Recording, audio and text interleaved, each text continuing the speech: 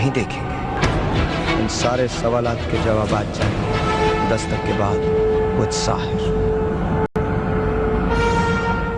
Shows का मकसद सिर्फ एक है कि वो इन्फॉर्मेशन जो बाहर अवेलेबल है वो हम आप तक पहुंचाते रहें। 21 दिसंबर ये वो दिन होता है जैसे यानी कि सूरज और जमीन का जो फासला है वो मिनिमम होता है 1111। उसके लिए जो मैंने कहा कि सैंग हैंग विडी वासा, बाइबल मुकद्दस की रोशनी में ये दिन चोर की तरह आएगा। मायान की जितनी प्रेडिक्शंस जैसे हम कल भी डिस्कस करते रहे वो दुरुस्त साबित हुई हैं।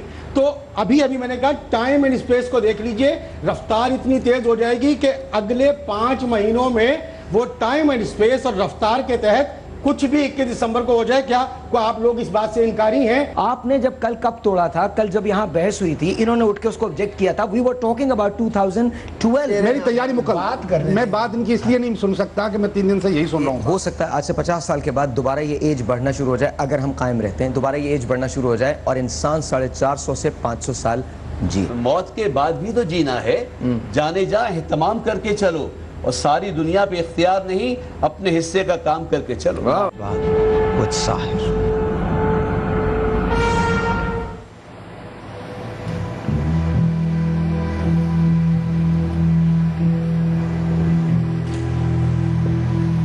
Once again, ladies and gentlemen, welcome back.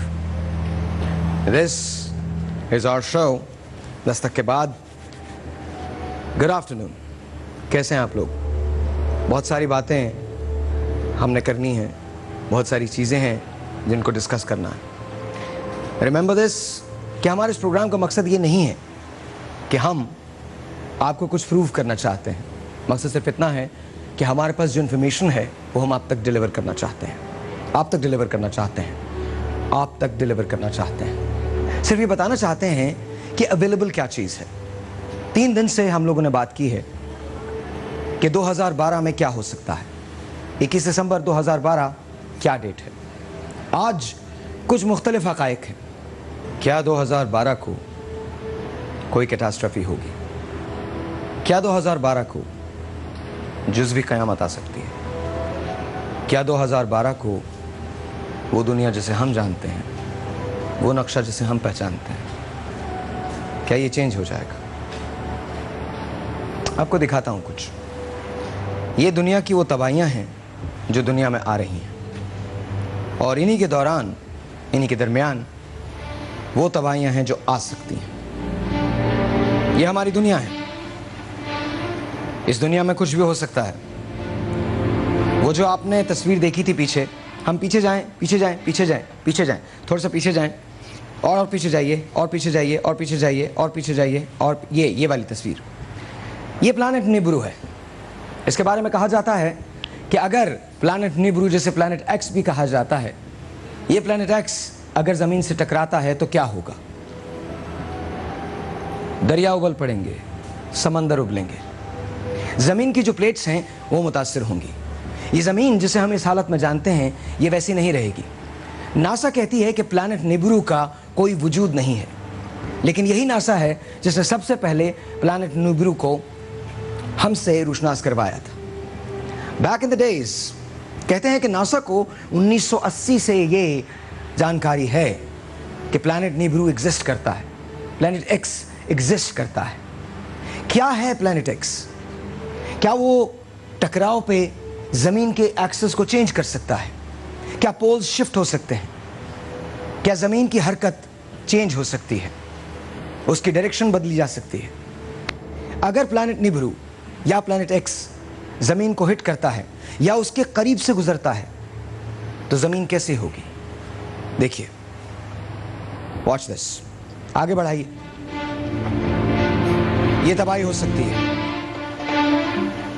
ऐसे ज़मीन बिखर सकती है, हवा में उड़ सकती है। क़यामत की निशानियाँ आपको याद होंगी। पूरे के पूरे शहर दरियाओं में समंदर बुर्द हो सकते हैं, पानी में जा सकते हैं। टोर्नेडोज, जगह जगह मुख्तलिफ टोर्नेडोज आ सकते हैं।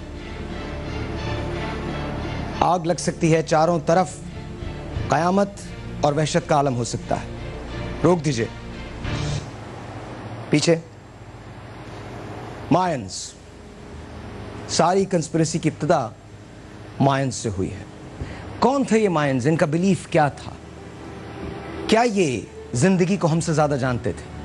ऐसा कैसे पॉसिबल है, कैसे मुमकिन है कि वो लोग जिनके पास कोई टेक्नोलॉजी नहीं थी वो वक्त को प्रिडिक्ट कर सके? ऐसा कैसे मुमकिन है कि वो लोग जिनके पास औजार नहीं थे, जिनके पास मशीनें नहीं थीं, वो लोग कैसे बता सकें कि वक्त क्या है, कैसे नाप सके कि पैमाना क्या है, किसे कहते हैं?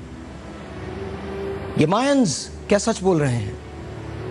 मायंस के बारे में बहुत सारी बातें मशहूर हैं कि मायंस सेक्रीफाइस किया करते थे वर्जिन्स का।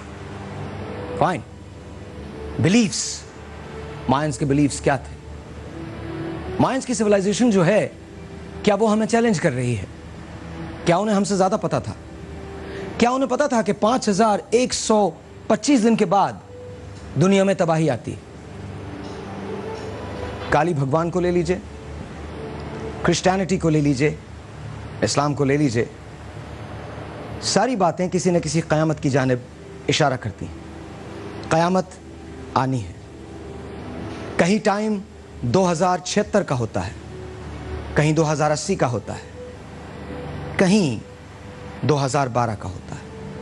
आई चिंग एक थ्योरी है जो चाइनीज की है। चाइनीज मैथोलॉजी क्या कहती है? चाइनीज मैथोलॉजी के मुताबिक 21 दिसंबर 2012 बहुत इंपॉर्टेंट है हमारी हिस्ट्री के लिए। कहते हैं कि वक्त खत्म हो जाएगा, हिस्ट्री थम जाएगी। 2012 21 दिसंबर को वक्त एक नई करवट लेगा। ये थ्योरीज आपको मायंस में मिलती है, ये थ्योरीज आपको आई चिंग में मिलती है, ये थ्योरी आपको और बहुत सारी किताबों में मिलती है। Astrologers, religious beliefs, even so much so as Nostradamus इस बात की तरफ इशारा करते हैं कि 21 दिसंबर 2012 को कुछ न कुछ ज़रूर होगा। सो मच सो कि आईफोन बहुत जल्द प्रिकॉशनरी मैप रिलीज करने वाला है कि 21 दिसंबर 2012 के बाद दुनिया क्या हो जाएगी। वो कौन से जोन्स हैं जो सेफ होंगे, वो कौन से जोन्स हैं जहां तबाही आ सकती है। क्या आप जानते हैं अमेरिका में एक पार्क है, it's called Yellowstone national park, जहां ओल्ड फेथफुल है जो वक्तन फवक्तन उबलता रहता है, चश्मा है वो। दुनिया का सबसे बड़ा आतिशफशां येलोस्टोन नेशनल पार्क है। अगर वो आतिशफशां फट जाए तो जमीन आइस एज में जा सकती है, क्योंकि गुबार और धुएं का बादल उड़ेगा और सूरज पे छा जाएगा, उसकी रोशनी हम तक नहीं पहुंचेगी, हम एक आइस एज में दाखिल हो जाएंगे। इस आतिशफशां उबलने का वक्त 30,000 साल पहले तक था। ये अब ओवरड्यू है। आपसे मिलते हैं एक छोटे से ब्रेक के बाद। क्या हम आइस एज में दाखिल हो जाएंगे? We'll be right back. क्या हम 2013 का सूरज नहीं देखेंगे? इन सारे सवालात के जवाब जानेंगे 10 तक के बाद विद साहिर।